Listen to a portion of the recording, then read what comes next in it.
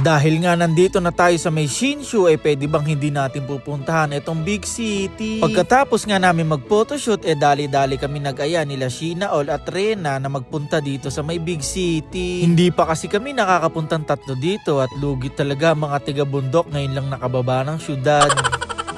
Sila Idol Jam at Kuya Alex nga palagi naman daw sila dito at nagsasawa na nga kaya kaming tatlo na nga lang yung nagpa-picture dito. Sa lugar nga din na ito kami ni stranger photoshoot ni Kuya Alex, panoorin nyo na nga lang sa kanyang FB at TikTok. Kaya nga 5 lang kami dito nauna na nga pala si Juana at saka si Jisa. Sayang nauna agad kayong umuwi, manlilibre itong si Rina. Ang batang maligalig ng Batangas na ngayon nasa Taiwan na.